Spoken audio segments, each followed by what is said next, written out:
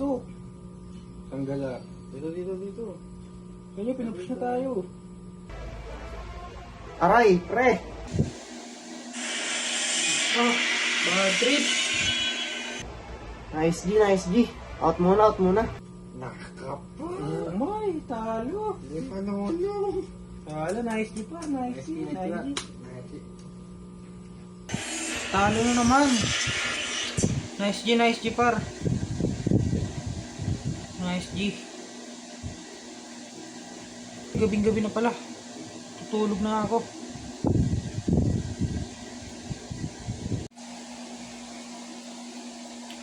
Sakit sa likod. Binuhat ko na naman sila. Kasa low streak. Mga tulog na.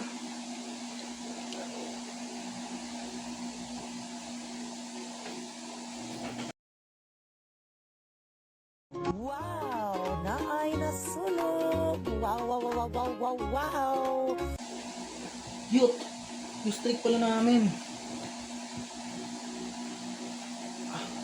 Sisend mo na ang streak bago ako matulog. Sino dito nagraralo ng Among Us? Ito yung usong-usong ralo eh. Ay, may hamilaw ay! Nakakatatot! Yut! Kagi mag-aalauna na. Sabi ko alas 11 lang matutulog na ako. Paano to? Ay sige, 1:30. 1:30 matutulog na talaga ako. Care. Rushing natin Phoenix. Okay, napatay ko. Nice. Patay ko.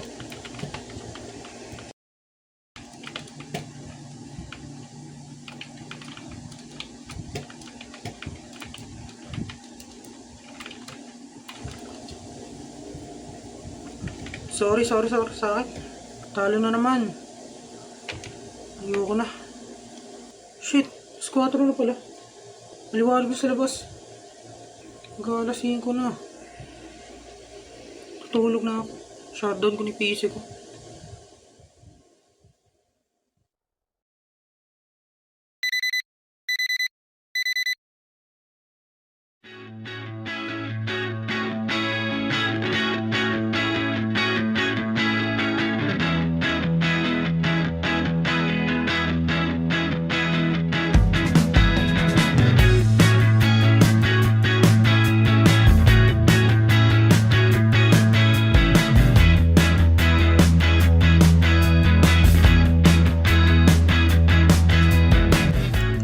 Karaniwan na para sa aming mga future engineers ang mag-solve ng mga komplikadong problems, mag-design ng mga posibleng solutions, at i-build yung future.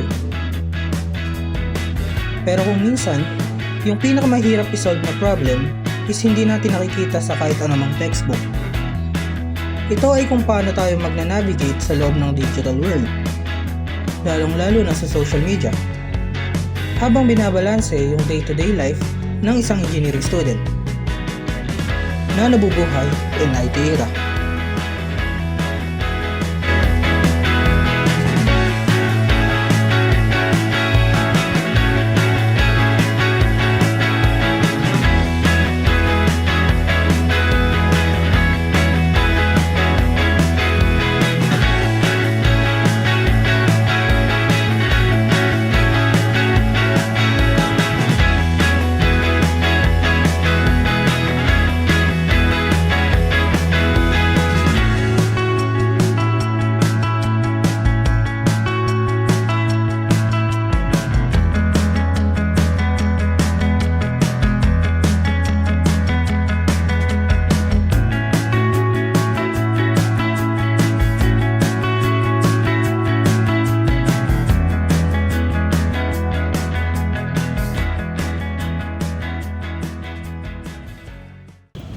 Guys, nandito kami sa school. Vlog kami sa may MST namin, yung mga ka-groupmates ko. Dre, ano yung topic natin? Yung sa mental health impacts ng social Mga media. pomo-pomo. Fear Oo, of missing out ba yun? Fear of missing out. Ayan. Guys, nandito lang kami, Yung walang ano, tao. Yung fear of missing out, yung kunwari nakakita ka ng picture ng mga tropa mo, tapos hindi ka kasama. Tapos parang nai-insecure ka kasi naiisip mo na dapat nandyan din ako sa picture na yan. Sa Parang ganun. mga addiction ngayon sa gaming. Malala ngayon. Malala! Okay guys, pepesto lang kami dito. Hanap lang magandang To, guys. Ano ba? Ano yung sa atin? Yung tungkol sa mental health impacts. Ngayon. Hindi, ano kasi yun eh. Diba kanina sinabi natin doon yung sa fear of missing out. Ang parang magiging topic kasi natin talaga is yung mental health na Nakaka-apekto sa atin, no? nakaka-apekto sa mga estudyante. Kasi yung ano rin yun. Madami pa yun eh. Pwedeng anxiety, depression. Tapos yung iba nakakaranas din ng cyberbullying Ayun. dahil sa internet. Tapos yung mga addiction sa mga social media ngayon. Lala, ikaw ba? Ano? Saka Gaya ngayon, yata po yat eh. Ano ba? inako na Hindi na gano'n.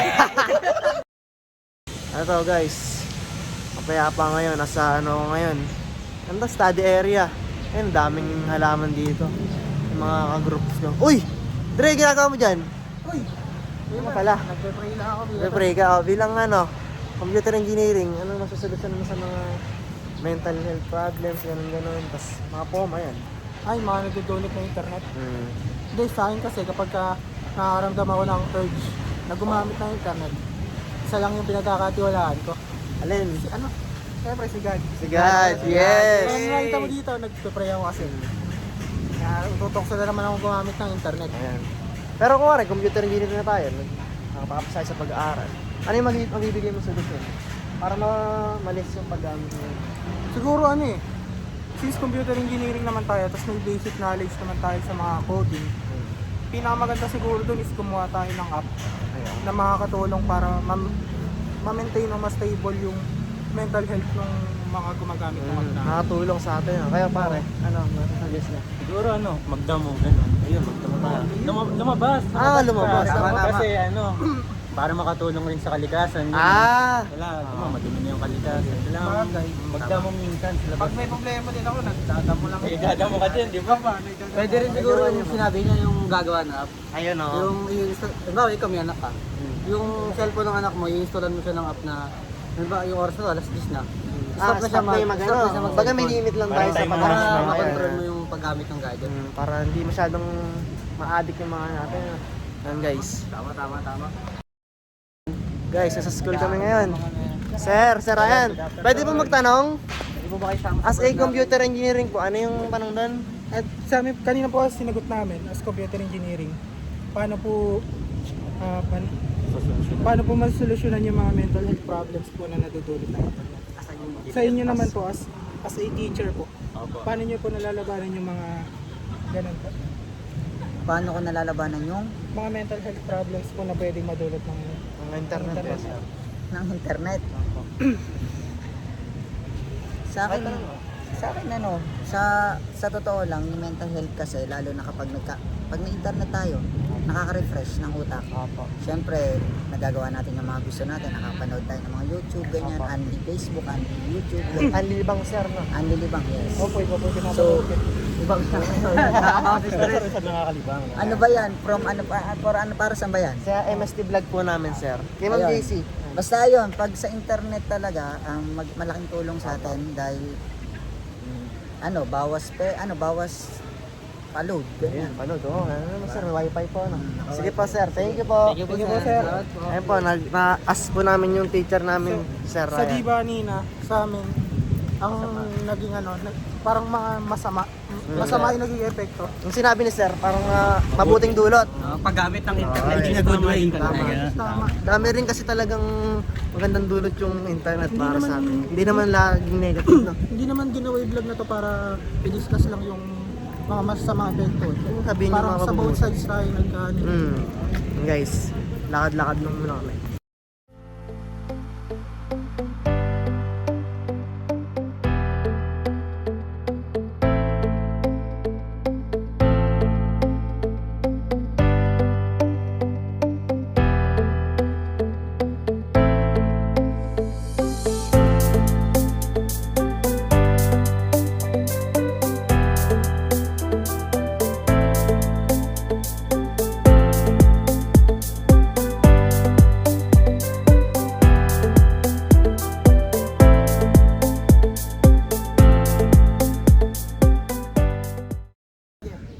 pre, sa tingin nyo naging impact ng solution natin?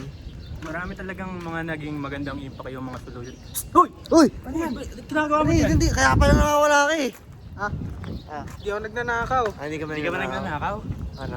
Ano yung mga naging tingin mo magiging impact ng solution na sinabi natin kanina? Sa pagpe-pray. Siguro kung nagpe-pray kayo instead na nagbababad ka sa social media, mas mababawasan yung chance na ma-influensya ka ng mali na nanggagaling sa social media. Kasi di naman lahat ng content na nandun is Tama. maganda para sa iyo. Yun lang. Kaya pa. Wala lang, babalik na ako Sa modus. Kaya pre, yung impact sa nagawa nating solution. Yun nga, yung less screen time, less na influensya na matatanggap mo. Oo. Parang lasing na tatay, yung pantalan ko. Oy Charles, ikaw. May higa pa dyan pare. Pare, may nice lang May nice lang. Ano ba yan pare? Yung impact ng solution na ginawa natin kanina. Yun nga, masosolusyonan natin. Mababawasan yung screen time, ganon. Yung attention natin hindi mapupunta sa pagsa-cellphone. Pwede rin mag-hobby-hobby tayo, mga sports. No? Mga ganon. Mas maganda rin yung siguro yung ganun. Yung hindi ka nakatutok sa cellphone. Oo. Tulad nga, pag nakatutok ka sa cellphone, madami kang nakikitang mga di kaya-aya. Gano'n. Bimbang, gano'n. Bimbang na yan guys. Bulba, Kaya dapat, bawas-bawasan natin yung paggamit ng social media. Ayan guys, uwi muna kami, magbibilyar muna kami. Na-stress na kami sa mga project namin yun. Dami naming project. Bilyar muna po kami. Itakits na lang sa bilyaran. So, ganun-ganun lang. Patapos na agad yung vlog namin. Pero habang nagbibilyar pa kami, mag-recap muna tayo about dun sa mga naging vlog namin.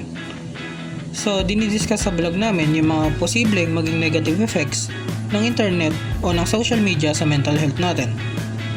Kahit na madaming advantages yung pagkakaroon natin ng access sa internet, meron din siyang mga kalakip na challenges. And napaka-importante din na maging aware tayong lahat sa mga negative sides ng internet since nabubuhay tayo in IT era. Ilan sa mga mental health problems na na-discuss sa vlog namin ay yung FOMO o yung fear of missing out, anxiety, at depression. Nag-isip din kami ng mga iba't ibang solutions para malabanan yung mga ito. Isa sa mga nakamap namin is yung gumawa ng mga apps na nakakatulong sa pagmamonitor ng mental state natin and app na nakakapag-less ng screen time natin. Parang less screen time, less din na makakita ka ng ikaka-stress mo sa internet. Although wala pa kaming masyadong resources para gawin yung mga apps na to since nag-aaral pa lang kami. Pero malay mo, sa future makatulong to sa maraming tao. Isa pang solution na bring up namin is yung pagtutuon mo ng oras sa ibang mga bagay. Isa sa mga example namin sa vlog is yung pagpe-pray. So instead na nakababad ka sa internet, mag-build ka lang ng relationship mo kay God. O kaya naman, gumawa ka ng mga bagay na makakapag-alis ng attention mo sa social media. Or i-rediscover mo yung mga hobbies mo dati na hindi mo na nagagawa. Iba-iba talaga yung mga pwede nating maging approach para malabanan yung mga mental health problems na naging epekto ng sobrang paggamit ng internet. So, nakadepende na lang talaga sa'yo kung anong approach yung mag-work para sa'yo. Pero yung pagiging responsable sa paggamit ng internet is yung pinaka-the best na way para labanan yung mga ito. So, please like and share this video and thank you for watching.